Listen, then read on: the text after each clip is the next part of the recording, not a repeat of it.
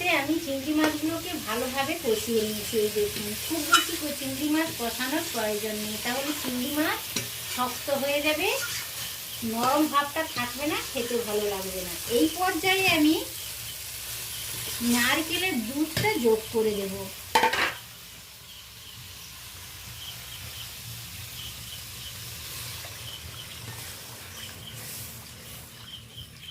এইভাবে নারকেলের দুধ দিয়ে যদি চিংড়ির মালাইকারি করা হয়, বাগদা দিয়েও করা যায়, বড় চিংড়ি দিয়েও করা যায়, আবার গলদা চিংড়ি দিয়েও করা যায়।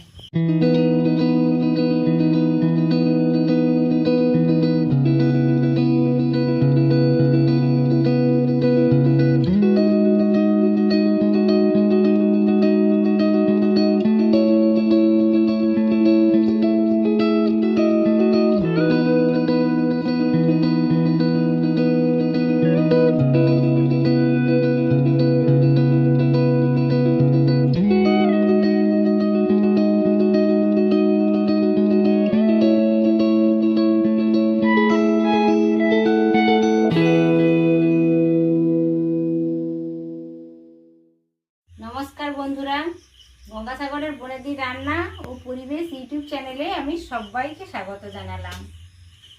দেখুন বন্ধুরা, তীব্র গরম পড়েছে। আজ আমি একটা অনেক পুরনো কিন্তু খুবই জনপ্রিয়, খেতে খুবই টেস্টি এরকম একটা রেসিপি নিয়ে আজ আমি হাজির হয়ে গেছি। দেখুন, আমি 500 গ্রাম ওজনের চিংড়ি মাছ নিয়েছি, একটু বড় সাইজের চিংড়িগুলো। তো এটা পরিষ্কার করে কেটে নিয়েছি আমি। এর মাথায় একটা নোংরা থলি থাকে, সেটাও বের করে দিয়েছি। আর লেজের দিকে অল্প কেটে ওর মধ্যে যে একটা সরু সুতোর মতো থাকে, নোংরা ভর্তি থাকে ওতে, ওটাও আমি বের করে দিয়েছি। এই দেখুন, পরিষ্কার করে আমি চিংড়িগুলোকে কেটে নিয়েছি। মাথার খোসাটা রেখেছি দেখতে ভালো লাগার জন্য, আর লেজের খোসাটাও রেখেছি দেখতে ভালো লাগার জন্য। তো আপনারা যদি চান তাহলে মাথার খোসাটা আর লেজের খোসাটাও ফেলে দিতে পারেন, কোনো প্রবলেম নেই। তো এইটাতে আমি লবণ হলুদ মাখিয়ে নেব। এই চিংড়ির আজ আমি মালাইকারি করব নারকেলের দুধ অ্যাড করে। তো ভিডিওটা স্কিপ না করে পুরোটা দেখার অনুরোধ থাকলো বন্ধুরা। এখন আমি ভালো করে মাছটাকে লবণ হলুদ দিয়ে ম্যারিনেট করে নেব। তো পরিমাণ মতো আমি লবণ হলুদ দিয়ে দিয়েছি, এটা আস্তে আস্তে করে একটু মাখিয়ে নেব। ভালো করে আমি ম্যারিনেট করে নিয়েছি। এই তরকারিটা এতই টেস্টি, এতই ভালো লাগে খেতে, ছোট থেকে বড় সবাই খুবই পছন্দ করে। এটা দিয়ে সমস্ত ভাত খাওয়া হয়ে যায় বন্ধুরা। তো ভালো করে আমি মাখিয়ে নিয়েছি লবণ হলুদ। এই তরকারিটা সরিয়ে রাখলাম এটা 5 মিনিট।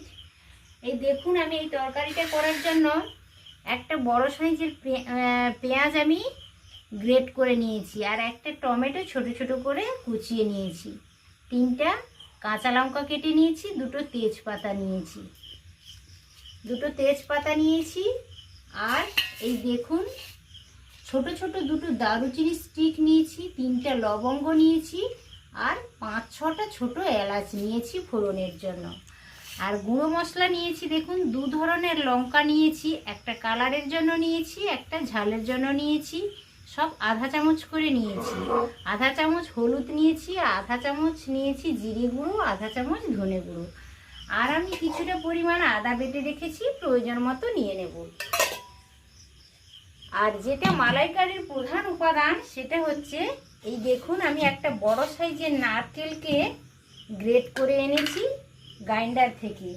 এই যে বড় সাইজের একটা নারকেল আমি কাটারির সাহায্যে তুলে নিয়েছি। তুলে নেওয়ার পরে ওটাকে ভালো করে গ্রেট করে নিয়েছি মিক্সির বড় জারে। এইটা আমি ভালো করে জল দিয়ে একটু হাত দিয়ে মাখিয়ে দুধটা বের করে নেব ছাঁকুনির সাহায্যে ছেঁকে। নারকেলটা আমি একটা বাটির মধ্যে ঢেলে নিলাম।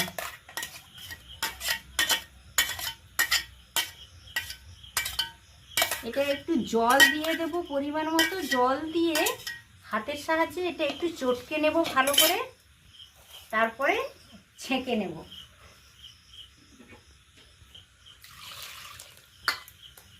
জল কিছুটা পরিমাণ আমি দিয়ে দিয়েছি।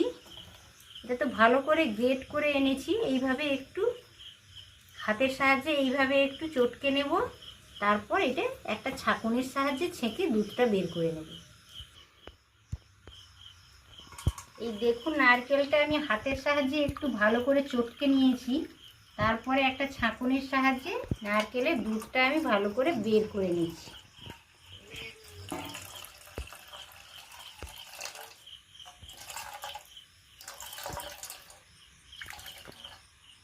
এই দেখুন আমি ভালো করে নারকেলের দুধটা বের করে নিয়েছি। আমি একটা ঝুনো পাকা বড় নারকেল নিয়েছিলাম। নারকেলের এই যে এগুলো বের হয়েছে, এগুলো একটু সরিয়ে রাখলাম। দুধটা বের করে নিয়েছি, এটা একটা ঢাকনা চাপা দিয়ে দূরের দিকে সরিয়ে রাখলাম।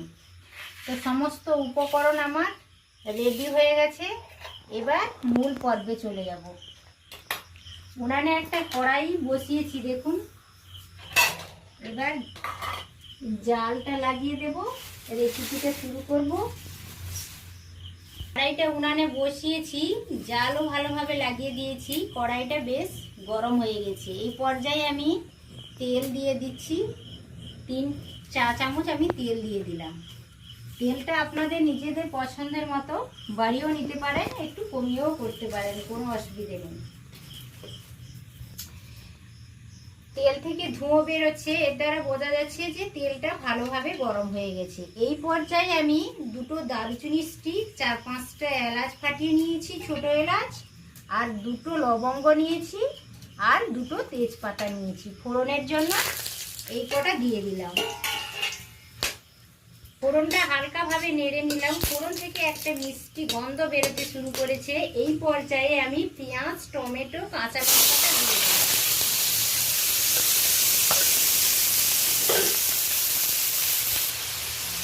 ফোড়নের সাথে পেঁয়াজ, কাঁচা লঙ্কা, টমেটো ভালো করে আমি নেড়ে নিচ্ছি। এই পর্যায়ে আমি লবণ হলুদ দিয়ে দেব।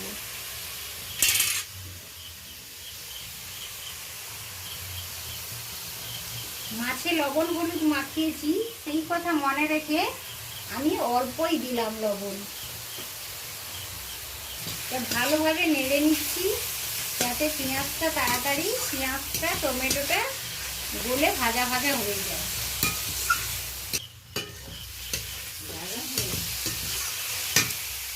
এই পর্যায়ে ভালো করে এগুলো নেড়ে নিয়েছি।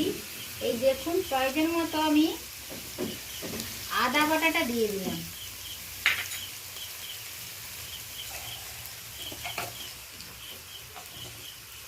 এরই সাথে আমি অল্প আধা চামচ চিনি অ্যাড করলাম। চিনিটা গলে গিয়ে কালারটাও সুন্দর চলে আসবে, ওই জন্য আমি চিনিটা অ্যাড করলাম। আদা বাটাটা আমি পেঁয়াজ টমেটোর সাথে ভালো করে মিশিয়ে নিচ্ছি। টমেটো, পেঁয়াজ, কাঁচা লঙ্কা, আদা বাটা ফোড়নের সাথে সমস্ত কিছু গলে গেছে, বেশ ভাজা ভাজা হয়ে গেছে।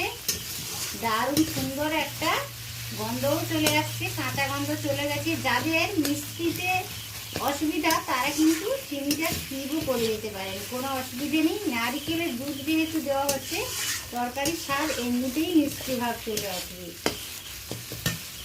তো এই পর্যায়ে আমি সমস্ত কিছু গুঁড়ো মশলা দিয়ে দেব।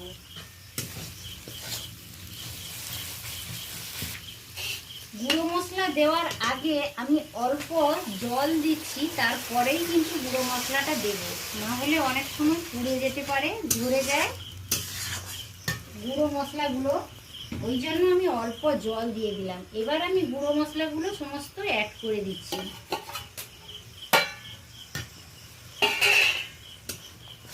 এটা এবার সমস্ত কিছু মিশিয়ে নেব ভালো করে, মশলাটা ভালোভাবে কষিয়ে নেব।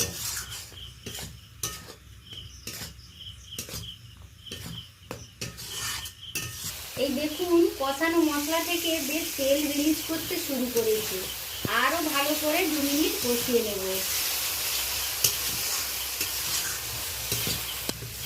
তেল রিলিজ হয়ে গেছে ভালোভাবে, এর দ্বারা বোঝা যাচ্ছে যে মশলা ভালোভাবে কষানো হয়ে গেছে। এই পর্যায়ে আমি লবণ হলুদ মাখিয়ে রাখা মাছগুলো অ্যাড করে দিচ্ছি। চিংড়ি মাছ আমি আলাদা করে ভাজলাম না, চিংড়ি মাছ আলাদা করে ভাজার কোনো দরকার নেই, তাহলে শক্ত হয়ে যায়, একেবারে রাবারি হয়ে যায়। তাহলে স্বাদ থাকে না। এই মশলার সাথে হালকাভাবে আমি কয়েকবার নেড়ে নেব।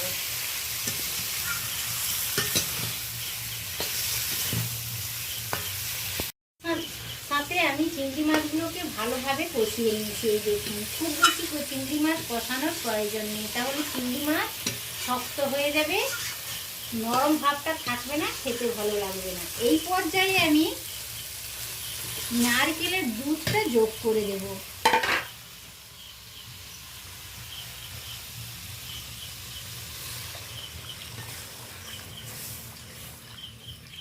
এইভাবে নারকেলের দুধ দিয়ে যদি চিংড়ির মালাইকারি করা হয়, বাগদা দিয়েও করা যায়, বড় চিংড়ি দিয়েও করা যায়, আবার গলদা চিংড়ি দিয়েও করা যায়।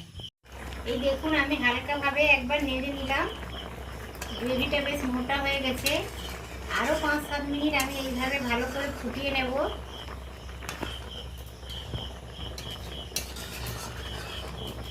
দেখুন, গ্রেভিটা বেশ মোটা হয়ে গেছে, তরকারিটা প্রায় কমপ্লিট হয়ে গেছে, তেলও ছাড়তে শুরু করেছে। এই পর্যায়ে আমি লবণটা টেস্ট করে দেখে নিয়েছি, লবণটা ঠিকই আছে, আর লবণ লাগবে না। এই পর্যায়ে আমি আধা চামচ ঘি নিয়েছি, ঘিটা অ্যাড করে দেব।